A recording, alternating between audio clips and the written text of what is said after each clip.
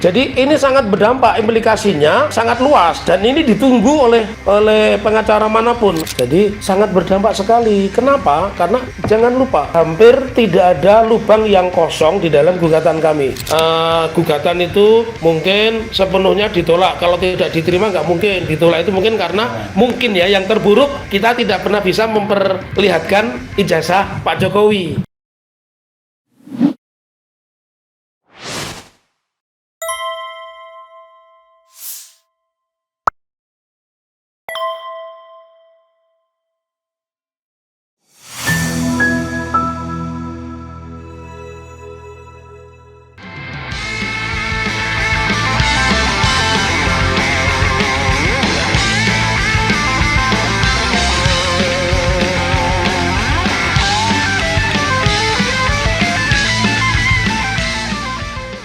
Ya, begini, tentu pemirsa pengen tahu siapa yang digugat, Yes. siapa penggugat, dan apa petitumnya atau permintaannya.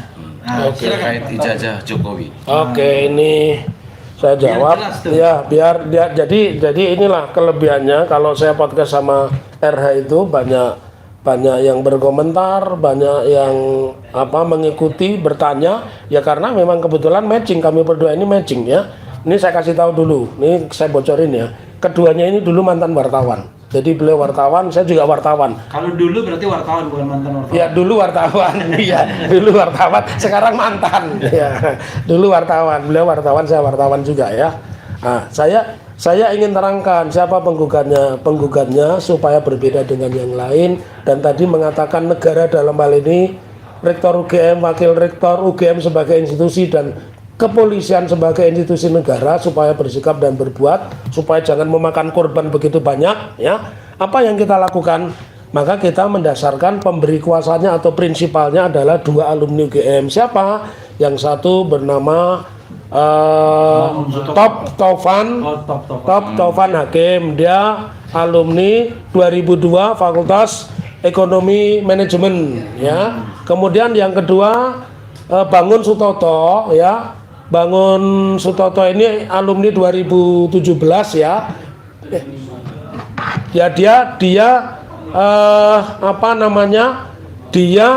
dari Fakultas Ilmu Politik ya, dari Fakultas Ilmu Politik ya.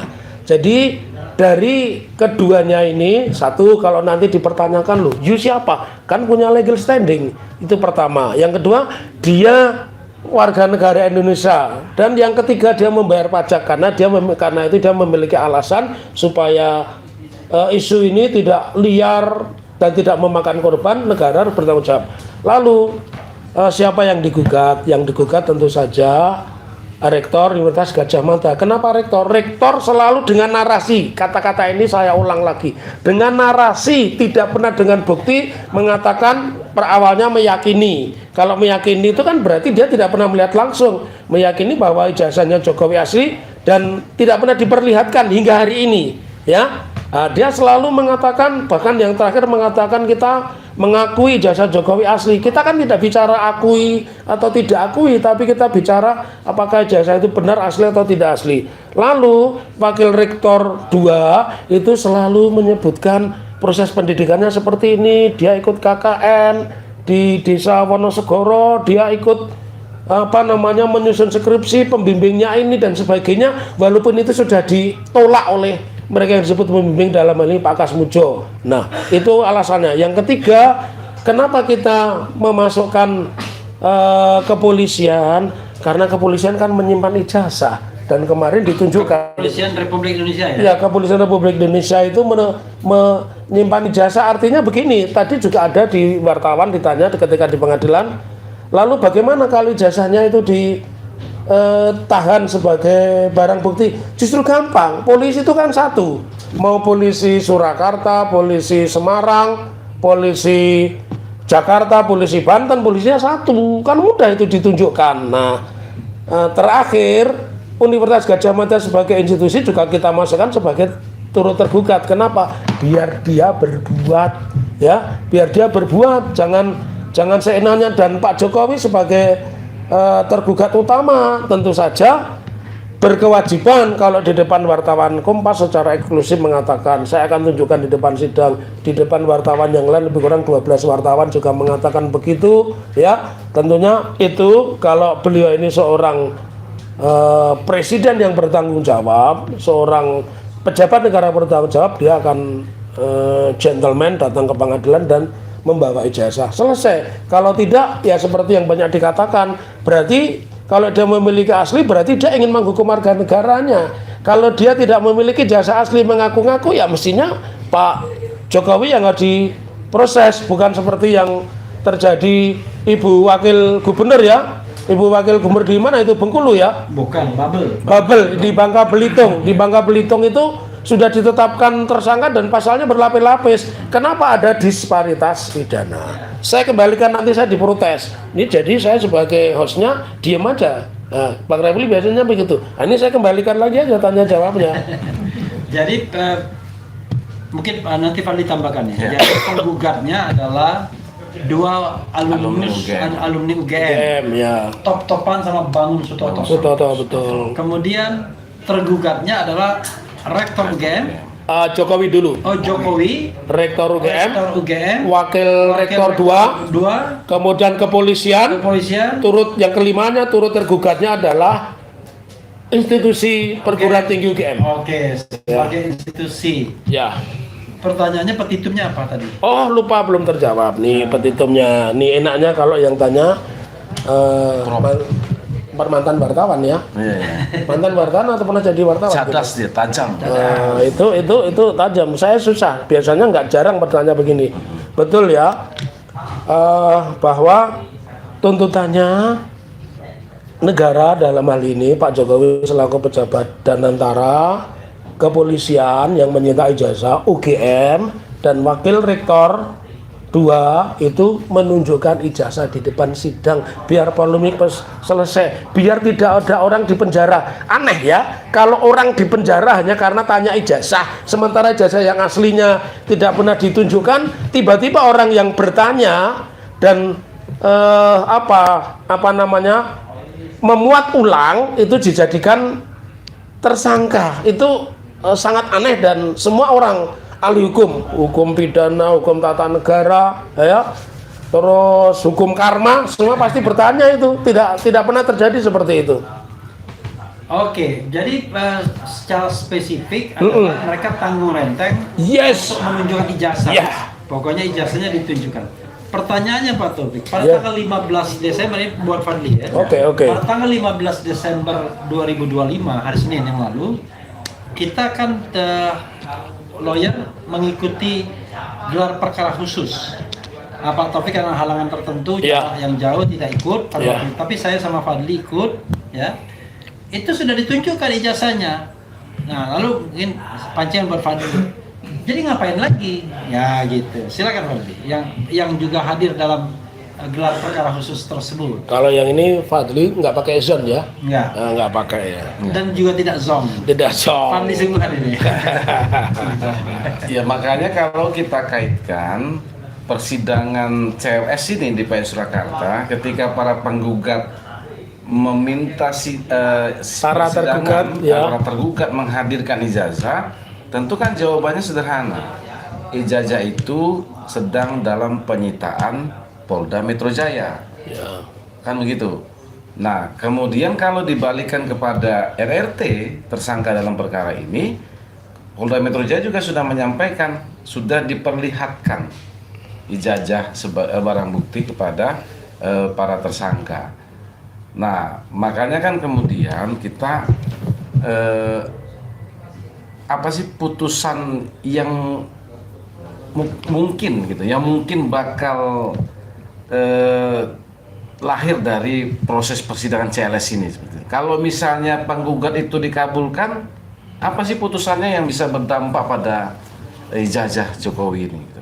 Langsung aku jawab ini ya. Nah, jadi kalau pertanyaan itu disampaikan ke saya, sebentar.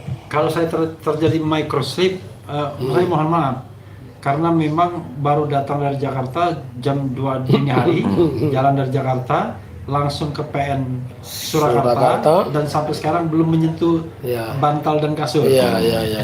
Tapi sudah menyentuh 20 tusuk daging Nah, kambing. daging kambing Pak Manto. Pak Manto. Pak Manto. Iya. Ditambah yang diicip-icip itu apa? Sumsum. Sumsum. Sum-sum, ya. Cukup bikin ngantuk. Silakan. jadi begini, aku mau jawab yang ditanyakan oleh Fadli, ya. Jadi sangat berdampak sekali. Kenapa? Karena jangan lupa, hampir tidak ada lubang yang kosong di dalam gugatan kami. Tadi disebutkan polisi sudah masuk pihak. Iya, polisi masuk pihak sebagai tergugat empat, tergugat satu adalah Dr. Andes Insinyur Haji Joko Widodo, betul, tergugat dua adalah Rektor Universitas Gadjah Mada, tergugat tiga adalah Wakil Rektor dua, dan tergugat empatnya adalah kepolisian. Jadi kalau kita bicara polisi kan sama aja kan, mau polisi dimanapun orang namanya, misalkan Polsek, Kepolisian Negara Republik Indonesia, polisi sektor, kan begitu kepolisian sektor. Nah artinya Kecuali kalau direformasi ya. direformasi, tapi kayaknya susah itu Bang Refli ya. Kalau kita lihat bagaimana ada peraturan polisi nomor 10 ya yang sudah bisa mengeliminir pekerjaan Komite Reformasi Kepolisian. Oke lah, kita kembali lagi. Jadi ini sangat berdampak, implikasinya sangat luas dan ini ditunggu oleh pengacara manapun karena tanggal 26 yang akan datang yang namanya Subhan Palal akan namanya sebenarnya Subhan Palar. Oh, Palar. Waktu kecil dia tuh nggak bisa ngomong R. Palal. Oh iya. Makanya kok lucu Subhan Palal. Ya. Kemudian yang ketiga akan datang penggugat yang lain siapa? Insinyur Komardin Didin SH MM. Dia yang menggugat di Sleman. Nah, jadi ini implikasi yang sangat luas karenanya kami minta doa dan dukungannya datang ke pengadilan ya. RRT datang juga. Iya, makanya dan ini kalian yang tidak tahu ya. Dia itu sahabat saya, tapi tidak saya perbolehkan masuk ruang sidang. Yang saya perbolehkan itu Pak Amin Rais. Bahkan Rismon pun tidak saya izinkan masuk ke ruang sidang. Itulah seorang yang profesional karena apa? Nanti akan ditolak kalau mereka ini jadi saksi atau jadi ahli. Jadi tokoh-tokoh itu yang masuk ke ruang sidang hanya Prof. Amin Rais, selebihnya nguping, mungkin nguping saja juga enggak ya kayaknya. Tadi di ruang tunggu kok, ruang tertutup. Kita ngobrol-ngobrol. Iya, ngobrol-ngobrol. Jadi ini sesungguhnya sangat indah ya. Ketika orang dituduh menggunakan, bukan dituduh, ketika orang ditanyakan keabsahannya mengaku UGM, pengadilan tempat yang terhormat karena yang datang juga orang-orang terhormat. Begitu Fadli. Iya. Tadi memang menarik ya. Tokoh sekelas Pak Amin Rais hadir di persidangan kita hari ini. Dalam kapasitas apa itu, Pak Taufik? Pak Amin itu harus tahu, Pak Amin itu sama dengan Bang Refli, sama dengan para penggugat. Mereka itu alumni Universitas Gadjah Mada. Iya, Prof. Amin itu guru besar UGM, ahli politik Timur Tengah pada saat itu ketika beliau masih menjadi dosen aktif. Nah, beliau berkepentingan jangan lupa karena beliau itu aslinya kelahiran Solo. Jadi Prof. Amin Rais itu kelahiran Solo, putra Solo. Makanya wajar dia datang dan tadi juga beliau mengatakan diri di samping kami, Mas Taufik, saya tidak akan memberikan keterangan atau saksi apapun, saya hanya memberikan doa. Luar biasa kan ini doa. Ya. Bukan sebagai saksi ya? Bukan, tidak berkedudukan sebagai apapun kecuali sebagai orang tua yang menghadiri persidangan dan mendoakan supaya di persidangan ini Pak Jokowi juga hadir secara terhormat. Oke. Iya. Oke, ada lagi Fadli soal PN ini? Ya, berapa persen optimisme penggugat yang dikabulkan oleh majelis hakim? Saya optimisme saya di atas 60%. Cuma 20%? Di atas 60%. Karena ditolaknya eksepsi oleh eksepsinya Tergugat, Pak Joko Widodo, eksepsi Rektor UGM, eksepsi Wakil Rektor 2, eksepsi kepolisian, itu menandakan bahwa hakim ini berwenang. Kalau hakim berwenang, pengadilannya berwenang dan tentu juga bisa memutus begitu. Tapi tentu ada pertanyaan independensi ya. Kemarin di suatu tempat saya mengatakan, apakah Anda meragukan independensi? Saya balik tuh yang nanyanya. Are you sure? Siapa? What is the name? Kompas lah TV. Oh, iya, Kompas TV. Jadi I assure kalau Ya. sudah independen, kalau saya mengatakan bahwa pengadilan tidak independen, kemudian tidak penyidik ya tidak independen, kemudian saya mengatakan juga unequal treatment, Ya. memperlakukan Ya. para pihak itu tidak equal, Tidak equal. kemudian unprofessional tidak Profesional, profesional, ya. unproporsional tidak Tidak profesional. Apakah saya salah mengatakan demikian? Karena itulah yang kita alami kan Ya. dalam hal misalnya pembuktian ijazah ini yang kita hanya diperlihatkan pada saat terakhir yes. injury time dan tidak boleh diraba. Ya. Bagaimana kita membuktikan sesuatu dokumen hanya dari katanya ya, Ya. kata labkrim ya atau lapor Ya. Mabes Polri ini sudah diuji dan identik ya kan Ya. asli dan lain sebagainya. Padahal persoalan kita adalah level of integrity-nya, level of trust-nya Yes. belum tentu kita percaya. Betul. Nah, karena itulah kemudian saya kok Gitu mikir ya. Gimana? apa iya Pengadilan Negeri Surakarta ini berani? Heeh. Karena hebat sih memang berani menolak eksepsi. Iya. Karena subhan palal tadi ditolak. Ditolak. Yang terbaru ya itu ya. Baru dinyatakan tidak dapat diterima. Diterima, kan? ya. Seperti eksepsi pihak lawan Diterima, dikabulkan.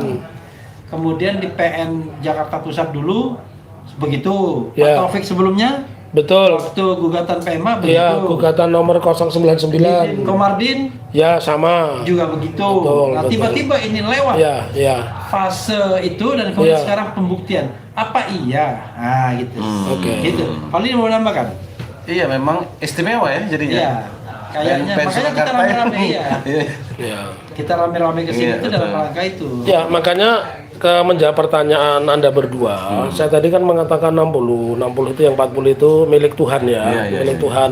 Kenapa? Itu secara teori saja. Ketika orang eksepsi ditolak itu berarti kan nanti kan ada skenario pemeriksaan bukti, pemeriksaan saksi. Salah satu saksinya adalah ahli, misalkan nanti Bang Remy kita hadirkan sebagai ahli tata negara, kemudian Rai Suryo kita hadirkan sebagai pakar telematika, kemudian Bu Dr. Tifa sebagai neuropolitika, dan Rismon Sianipar kita minta untuk mengaji Rismon Sianipar. Rismon Sianipar untuk mengaji Rismon terkapar bukan? bukan Digital forensik. Rismon Sianipar untuk melakukan kajian digital forensik. Jadi sesungguhnya saya pun berharap hakim ini tidak sakit kembung, hakim tidak masuk angin. Karena nanti kan ada 3 skenario tuh Bang Refli sama Fadli. Kita sama-sama lawyers ya, bukan lawyer. Jadi kita punya 3 skenario. Satu, bahwa gugatan itu mungkin sepenuhnya ditolak. Kalau tidak diterima nggak mungkin. Ditolak itu mungkin karena mungkin ya yang terburuk kita tidak pernah bisa memperlihatkan ijazah Pak Jokowi. Aneh nih. Padahal kalau gugatan perdata itu kewajiban pembuktian itu ada pada penggugat dan tergugat ya. Oke. Kemudian jadi bisa saja nanti karena kita tidak mampu menghadirkan ijazah asli dan sepertinya itu seperti belut putih kecemplung tong yang berisi oli juga ya kan, susah banget itu nangkepnya begitu ya. Nah, Sudah belut, licin. belutnya warna putih itu kan langka. Belut putih. Masuk kecemplung oli. Iya. Olinya oli nomor 1 lagi. Ya Allah. Terus yang kedua bisa aja skenario bahwa dikabulkan sebagian ya. Dikabulkan sebagian bahwa satu, pengadilan negeri pasti dinyatakan berwenang mengadili, namun pengadilan negeri tidak berwenang menghadirkan secara paksa keberadaan ijazah ya. Berarti, ya. Ya, pasti itu nanti seperti. Yang ketiga, ya ini yang kita semua berharap dikabulkan seluruhnya. Bahwa pengadilan negeri berwenang, bahwa pengadilan negeri bisa memerintahkan seperti harapan itu di online kan semua pertanyaan begitu. Ada Bang Taufik, tolong pesan kepada hakim untuk menghadirkan ini, sudah saya sampaikan ya.